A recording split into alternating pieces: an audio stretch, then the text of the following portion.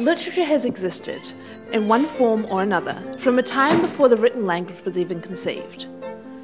Cavemen would draw stories on the walls of their caves. Bards would travel from town to town, telling stories that they'd heard or created themselves. These stories we've been telling throughout time and has become the literature that we know today. The dictionary gives us a definition of literature, but does that really define it? Is it simply words on a page, or something of a much deeper meaning? To answer this question, we took to the streets of Auckland and asked the people that we met, not literary scholars, but average people, what literature means to them. Literature is just stories and sharing these important stories and messages with other people, and it's something we can all sort of come together and appreciate. It's books and texts that have significance, culturally or intellectually. It's a word that has a life, so it lives, it evolves, it grew up. Literature is actually about other people's understanding about situations and events. It's just basically a collection of ideas that are put together in a way that seemingly are random for anybody else, but he's put it in an idea, and it's up to you to decide whether it means something to you.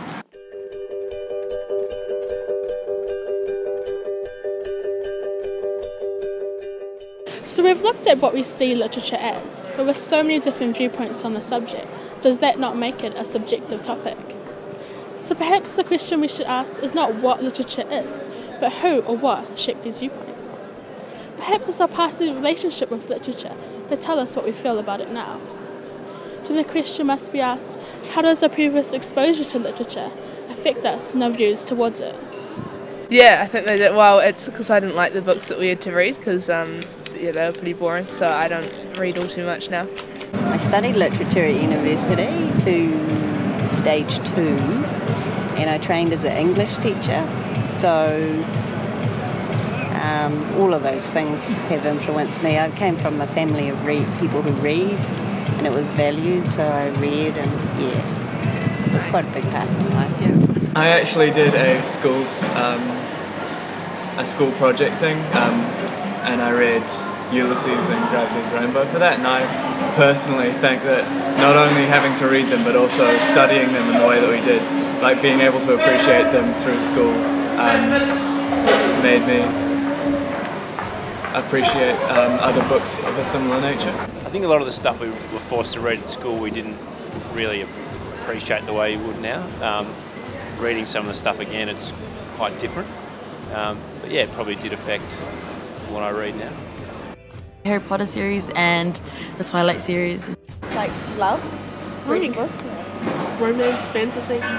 Classics, epic poems and high fantasy. Good stories with good characters, because I feel like character development is one of the most important things in a story, and just something that's relatable and interesting and heartfelt on interesting levels.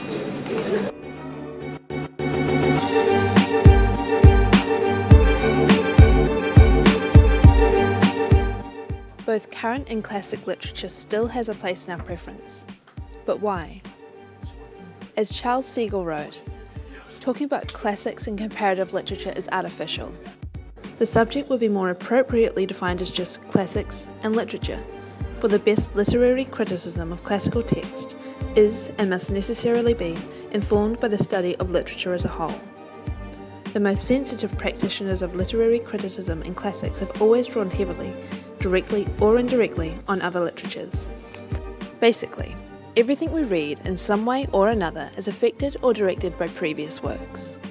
If we look at modern literature, many of its themes and ideas come from literature that the author themselves has read or learnt about. Take for example Stephenie Meyer's Twilight series. Every one of them was inspired by someone else's work. I did not know that. No? I did know that. Yeah. When quizzed if people knew that the first book in the highly popular Twilight series was inspired by the classic novel Pride and Prejudice, from the total interviewed, only 2 knew.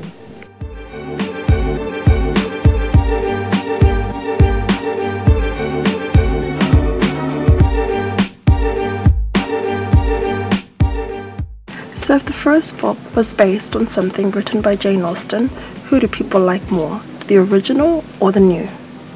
Stephenie Meyer's. Jane Austen. From the people interviewed, the modern-day writer Stephenie Meyer was preferable over classic author Jane Austen. Alright, perhaps if we look at a classic storyteller that everyone knows of and pair them with this well-known author that everyone knows of today, will the outcome still be the same? J.K. Rowling. Or William Shakespeare. When asked who was preferable between Shakespeare and J.K. Rowling, the classical writer of Romeo and Juliet came out on top.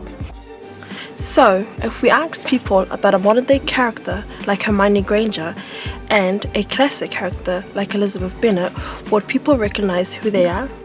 No, she's the protagonist in Pride and Prejudice. It is interesting to find Pride and Prejudice is such a well-known classic, yet when asked, only 30% of people actually knew who the protagonist was. Harry Potter. On the other hand, it's no surprise all but one knew who the modern character Hermione Granger was. Perhaps it's not the time the literature is from, but the content within it. But what makes the content stand the test of time? Why are classics classics at all?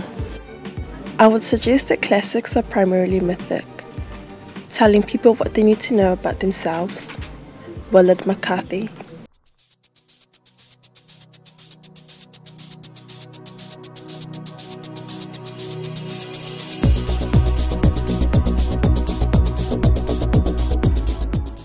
Time has not only changed the way we view literature, but also how we perceive it.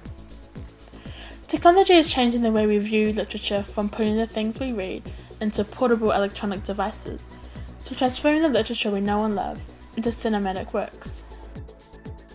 But will this change how we see literature?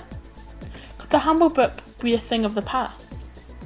If the definition of literature is anything in written format, is film really literature at all?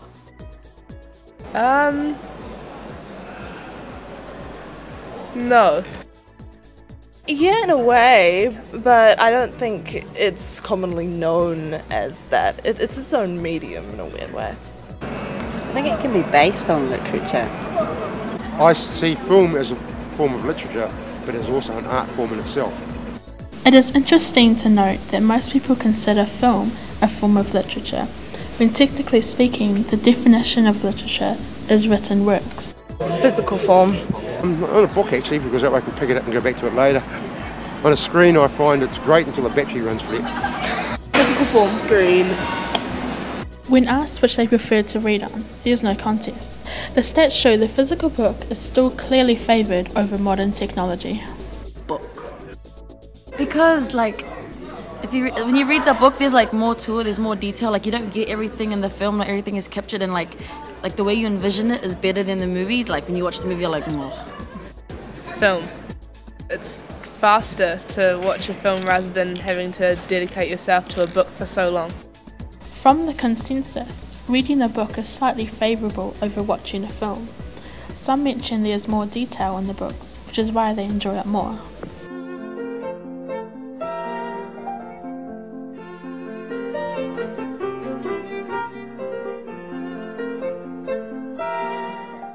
The stats may look good for books of the past, but with technology changing, anything is possible. So taking everything that we've found, can we write a true definition of what literature really is? I think the only true definition of what it is literature is what you see it as. It's subjective, personal, and truly undefinable.